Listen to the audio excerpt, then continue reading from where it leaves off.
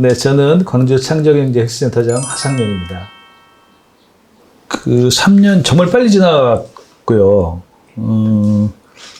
참 많은 일을 한 것 같고, 그리고 또 한편으로는 조금 좀 부족한 것도 있었던 것 같고, 그래서 마지막 그 심사하는 과정에도 그런 얘기를 제가 했는데요. 어떤 심사위원이 굳이 왜 또 도전을 하십니까? 이런 말을 저한테 하셨어요. 그래서 제가 원없이 3년 동안 뛰었지만 이제 와서 보니 조금 아쉬운 것이 있더라. 그래서 그런 것들을 좀 더 채워보고 싶습니다. 제가 그렇게 얘기를 했었습니다. 제가 이제 센터장이 되면서는 우리 지역에 이제 창업 붐 조성을 하고 체계적인 창업 지원 시스템을 갖추고, 그리고 한편으로는 창업 기초 투자, 초기 투자까지를 하는 시스템을 제가 거의 이제 완성을 했다라고 생각을 했는데, 이게 아쉽게도 창업이 여기서 끝나는 게 아니고, 이렇게 이제 초기 투자를 해준 사람들이, 창업자들이 더 성장을 해야 이제 실제로 여기서 이제 일자리가 생기고 많은 이제 기회들이 생기는 거거든요. 그 이제 소위 스케일업이라고 이렇게 얘기를 하는데요. 그 스케일업을 하기 위해서는 결국 더 큰 시장, 그러니까 글로벌 진출을 한다거나, 혹은 대기업과 연계한 실증 사업을 한다거나, 이런 이제 좀 더 고객과의 맞춤을 하는, 고객의 니즈를 확실히 맞춰내는 이런 그 과정을 지나야 이제 성장을 할 수 있는 건데, 우리 광주 창업계는 아직은 그 부분이 아쉽다라고 생각이 돼서, 이런 부분들을 좀 더 열심히 해야 되겠다, 이런 생각을 가지게 된 거죠. 작년에는 그러니까 지역에서 초기 투자를 못 받아서 떠나는 사람은 없게 하겠다라는 게 사실 제 목표였어요. 그러니까 과거 한 3년 전에만 해도요, 투자를 받기 위해서 지역을 떠나야 되는 창업자들이 많았었거든요. 근데 이제 지금은 제가 그런 역할들을 충분히 해주고 있다고 생각하기 때문에, 그런 일 때문에, 그러니까 초기 투자 인력을 받기 위해서 지역을 떠나는 창업자들이 이제는 없는 상태인데, 또 다른 성장을 위해서, 그러니까 초기 투자 플러스 아까 제가 말했던 글로벌 진출이라든가 혹은 대기업과의 연계하는 이런 실증을 위해서는 지역에 있으면 너무 적어서 안 되겠다, 수도권으로 가야 되겠다라고 하는 사람들은 이제 그 사람들을 안 생기도록 하겠다라는 게 제 이제 시즌 2의 가장 큰 목표 같습니다. 양쪽으로는 굉장히 많이 성장을 했고요. 제가 와서 연간 예산이 3배 정도 늘어난 것 같아요. 그리고 27년까지 800억 정도 예산을 확보를 지금 해놓은 상태거든요. 그러니까 그 800억 안에는 뭐 예비 창업 패키지, 초기 창업 패키지, 그 다음에 디딤돌 사업, 팁스, 이렇게 중앙 정부에서 우리가 그 공모를 통해서 따온 이런 창업 지원 사업들에 대한 예산들이 대부분인데요.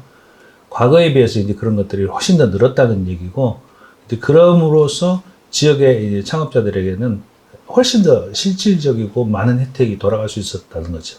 그게 아마 큰 성과인 것 같고요. 또 투자도 역시 제가 투자 자금을 70억 정도, 69억 5천 정도를 지금 가지고 있거든요. 그 돈으로 많은 이제 업체를 투자를 했고, 거기에 10개 업체가 이제 팁스사에 선정이 돼서 한 기업당 7억씩 지원받는 이런 혜택들을 받게 된 거죠. 근데 그게 제가 딴 게 아니라 우리 직원들하고 같이 한 거죠. 전에 제가 왔을 때는 한 50억 정도였어요. 근데 지금은 170, 80억 이렇게 되거든요. 근데 그 대부분 그게 이제 창업 지원 자금들이어서 창업자들에게 돌아가는 창업 혜택입니다. 팁스는 민간 운영사가 1억을 투자를 하면 정부에서 7억까지 지원해주는, 매칭해주는 이런 사업인데요.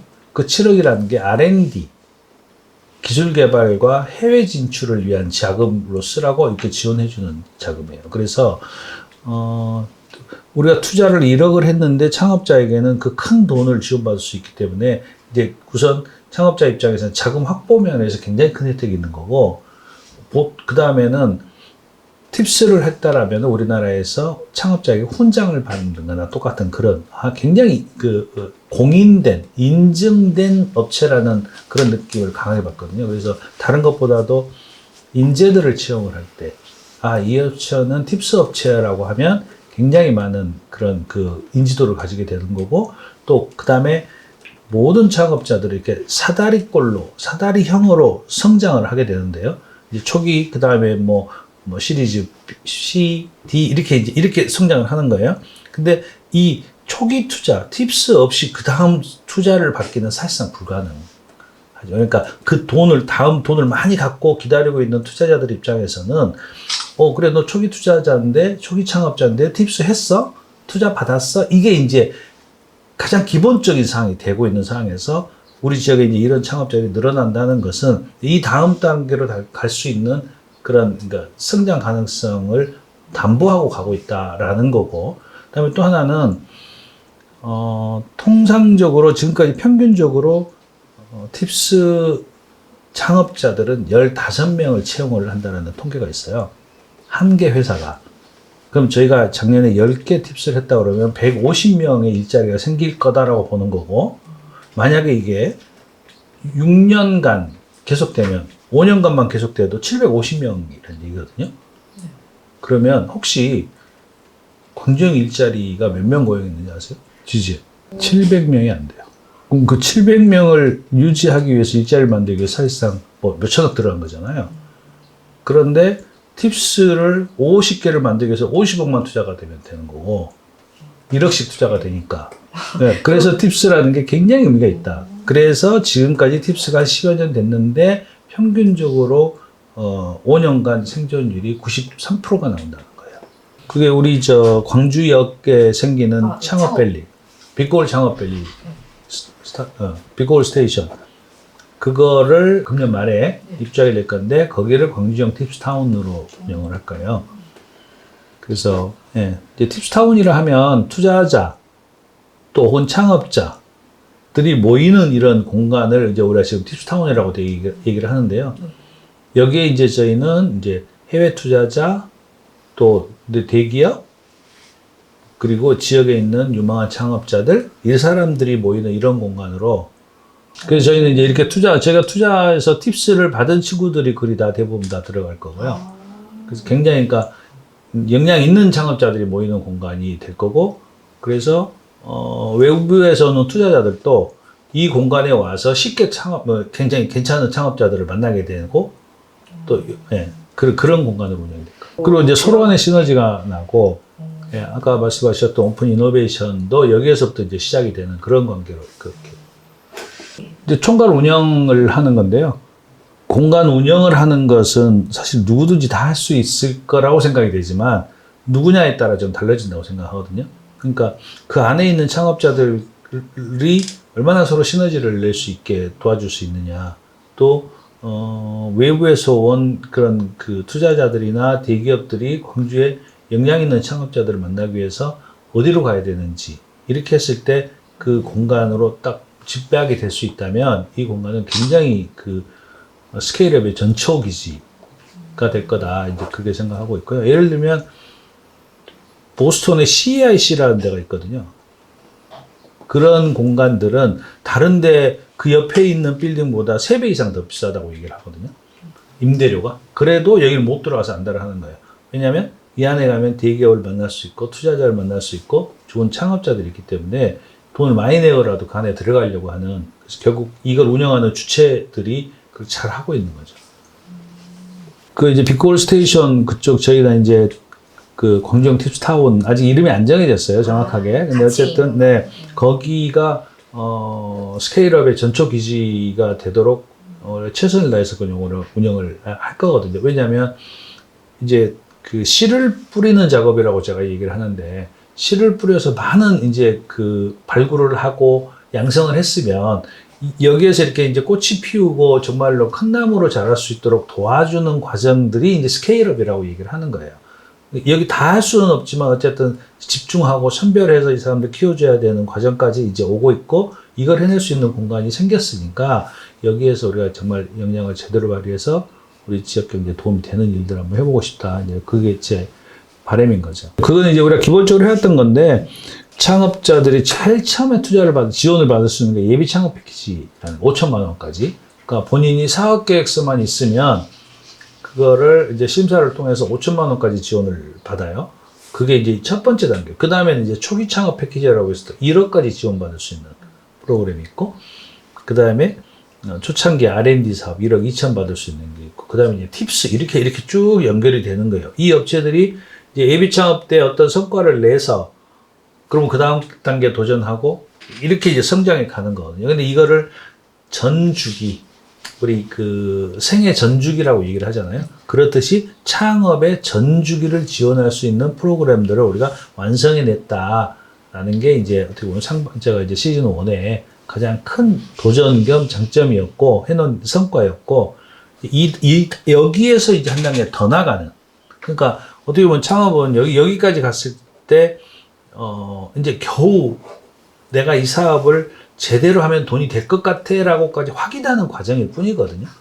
진짜 이제 돈이 들어오고 뭐 아까 같이 막 직원도 뭐 30명, 50명 뽑고 하는 과정은 이 다음 단계에서 일어나기 때문에 이것을 우리가 이제 제대로 연결해야 된다는 거죠.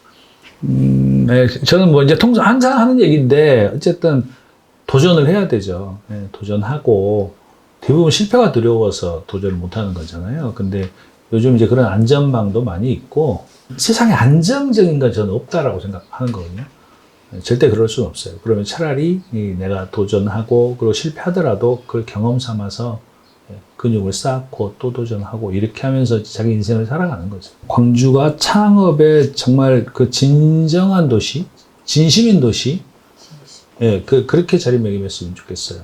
왜냐하면 이제 뭐 제 생각입니다만 광주는 제조업이 반, 서비스업이 반이라고 얘기를 해요.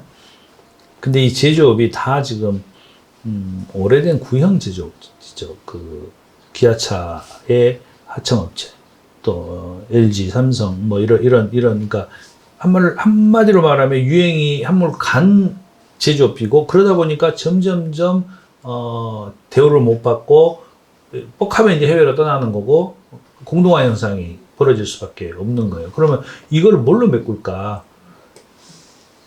뭐 대기업 유치도 어렵고 공공기관 유치도 어렵고 결국 우리 스스로가 일자리를 만들어서 찾아갈 수밖에 없는데, 그래서 이제 창업이 중요하다 저는 이렇게 보는 거고, 다만 거기에 이제 인공지능이다 또 뭐 미래 모빌리티다 이렇게 이제 시에서도 핵심적인 사업을 이렇게 띄우고 있는 것들이 있어요. 이런 사업들이 방향은 맞는 거니까 이런 사업들을 같이 창업자들하고 묶어서 이게 하나의 이제 자리를 잡으면 이제 미래 동력으로 키워가는, 그 단순하게 청년 창업자 한 명을 응원해서 이 사람을 성공시키는 게 문제가 아니라 결국 이게 창업자가 성공함으로 인해서 결국 우리 지역 경제의 보탬이 되고 이게 우리 나중에 미래의 먹거리로 살아나는, 이렇게 되는 것이 가장 긍정적이고 이걸 바라는 거죠, 사실. 독일의 마인츠라는 도시가 있어요. 거기가 한 20여 명, 20만 명이 사는 도시거든요.